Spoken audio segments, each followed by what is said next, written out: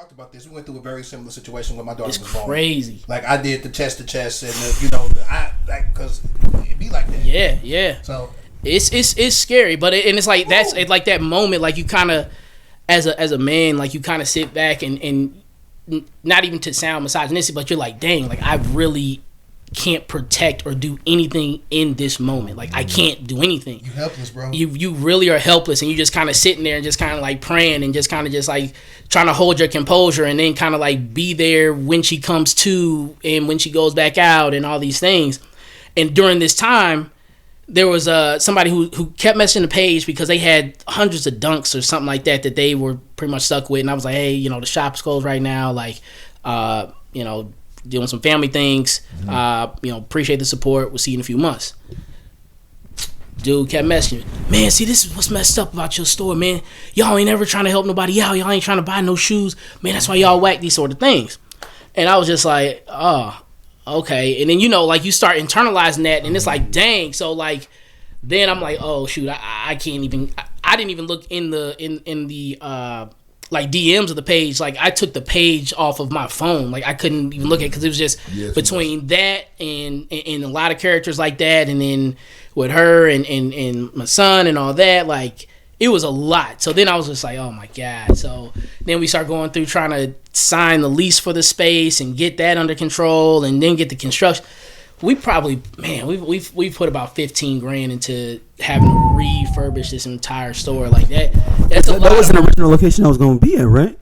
No. Like, so this was because we were still paying for the other space. Right, but when y'all supposed to be where Levine's hats were first? No. So we were supposed to be right here the whole time. It just was like, it was just kind of it just took longer to get the lease, and we were dealing with the background checks and kind of some other things with that, and then we were also dealing with trying to close down the other spot and get that situated. So yeah, it was a rough and expensive summer, and but we're just happy to and blessed to be right here, and getting the head space right and everything. Shout out to my brother and my girlfriend because they really managed all the ordering, all the stuff, all the scheduling for the store, because like I completely like shut down. Like I didn't talk to anybody, man, for months on months. Yeah, months. It was crazy. Yeah, I disappeared quick, man. But now even speaking on that fatherhood tip, like when I first when Now's mom,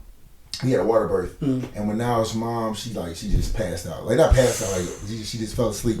Yeah. And so it was a moment of reflection when I was holding my son. And you think about having this moment where I'm gonna be crying, I'm gonna be so happy. Nah, it was none of that. Yeah. I was scared shit. I was fucking scared. It could be overwhelming. Didn't know what to do. It was a moment where I'm like, I'm really supposed to be embracing this moment. So happy I have a son. When all reality, like I don't know. I'm looking at this as another bill. I'm looking at this as being stressful. I'm looking at this as anxiety. I'm looking at this as why now. This wasn't supposed to happen now. Yeah. And those are all moments that was happening for me. Probably within the first week of being a father. So again, like you hear all these amazing stories, and there's amazing dads out there that I know and don't know. But also for that, there's a real space for fathers who don't know what the fuck they doing. I'm a father who don't know what the fuck. I don't think any. You feel what I'm saying? So especially with your first child, I don't think any father knows what they're doing. Yeah, I think it doesn't come with a manual. Yeah, there is no class. I think it was more so realizing that you wanna break those bonds of what you were brought up on, and I think that's what kind of made it a lot more peaceful. Obviously, there's more moments. Every kid is different. Every kid is fucking different. Yeah. But I mean, that's what benefits. But shout out. Before we even go further, let's shout out the merch first before we get into some conversation. Hey, seriously. I don't even think about it. Let me say this real quick. Legit, swear to God, I was just talking to somebody. Like, I cannot wait till we get to the level where the guests bring a gift. Like real talk. Swear to God, if I'm lying with the Lord strike me dead. I'm talking about hours ago. Like, I cannot wait till we get to the level where we have a guest and they like bring this. This is the second one because the first one was from Buddy had the hoodie. Yeah. I forgot his name that quick. I'm sorry. From the village. From the village, man. Village, yeah. He brought the hoodies up. But now I'm Dipset Doja right now. But seriously, Dipset Doja.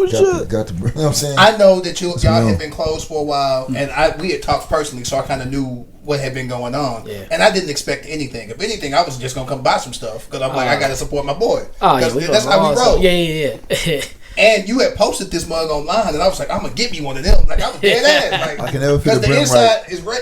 All that red on there. I can't feel the brim ever. I'm gonna make it work. But so when you popped up with the merch, man, hey, listen, I got a little rag. Y'all told me I was greasy last episode. Now I got a little, wipe it off. And I be supporting my boy because his name on it. Hey, got me a little hat situation. Thank you, man. No, that's love. That's love, man. Nah, it's crazy. Like, and I appreciate y'all holding us down and being there because.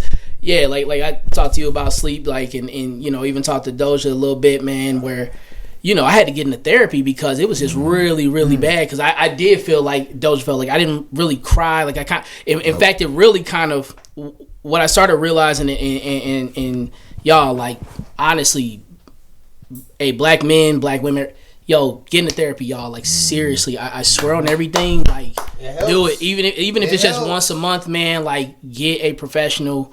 Nothing against family and friends and stuff like that, but get a professional because, like, it is very interesting because, like, it got to a point where I started realizing I was thinking the same thing. Like, I didn't really cry when my son was born. I kind of really didn't, and I can openly say this now, but I was so embarrassed because I have so many friends who have complicated relationships with their father or father figures in their lives, and then I see so many great fathers and mentors in my life. I was very embarrassed for how I was feeling because I was like, I'm Woody Jones. Like I come from the OG. This kind of style. Like I should be enjoying this. I should like this, but I hated it, and I did not. Yep, that part. I loved my son for what he was. I did not like him. Yep.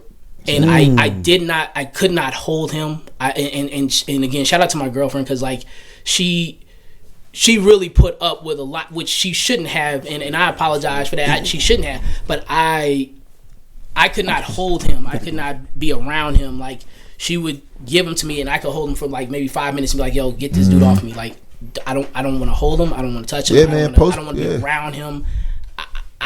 It really took my father, like, where I was like, Dad, like, I'm scared I'm going to leave, like, and just not be here. Like, I was like, I don't like this, right? That's interesting. And like that's my therapist was like, yo, it sounds like postpartum. I was like, yeah, but I'm a guy, like, that's weird. Yeah.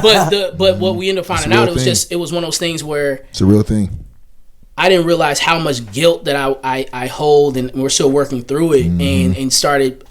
When he was born, I saw that and I was like, I don't even love myself. I don't believe I'm where I should be for this moment.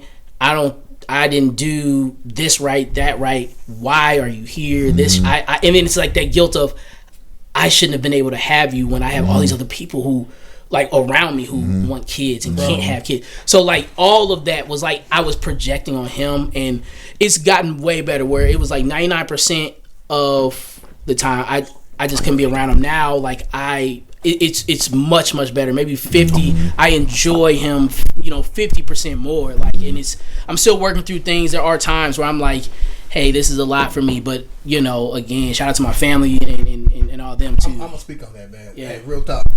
I did not have a child young. I had finished school. I was working a career. Yeah. I had gotten married. All the things they say you're supposed to do before you start a family. Yeah. And I still felt inadequate because I'm like, my bank account, I know niggas with more bread. Yeah. Yeah. I know some great fathers that are phenomenal. Yeah. I come up short in this, I come up short in that. And you beat yourself up when for real, nobody's really equipped to be a father. You have to learn to be a father. I'm serious. Yeah. My dad was in my life. I know people who dads were not, who ended up being great. And you like, how he's so great? And my dad went around. He taught me this. He taught me that. I had that figure to look to. So a lot of people go through that, and we are so proud that we don't talk about it to anybody. Yeah. And we put up a front, and we fake it till we make it. Yeah. Either we get the therapy, or if we don't, we fake it till we make it, or we end up a deadbeat. Yeah. I'm gonna be real. Yeah. It's either you get it right, and you be the best father you can be, or you just leave. life. Man. And yeah, I think it's fucked up. Yeah. I think glad you came through, the man. reality of it is that postpartum for men it shows up differently than it does in women. Obviously, I'm not a woman, so I can't speak for how it shows up in a woman. But I think for me, it showed up in the form of just again like questioning a lot of things. Like obviously my belief, God, why would you place this on me? And I'm not prepared for this mentally or physically, but I know that this is here for a reason, but I'm not ready for this reason. Understanding now more so why, men or fathers kind of fall off. I don't support it, but I get it, right? I've been in situations, especially working in education, you see reasons why, you see the moms more or the grandmas more or the aunties more and representation when it's like a parent teacher situation, right? Because again, like daddy isn't there, and I don't align with it, but I understand it, and shout out to those who stayed the course, right? Yeah. To stay the course, to be present in your young legacy's life, because you got to realize that those are the future movers and shakers that are going to be going off impulse and emotions off what you've been. Daryl loaned me a check for this, so I need y'all to start supporting the watching. You know what I'm saying? If you like what you see, you know what I'm saying, mess with us. Scroll up, see what you like. He'll have the subjects listed. But yeah, Daryl, cut my check.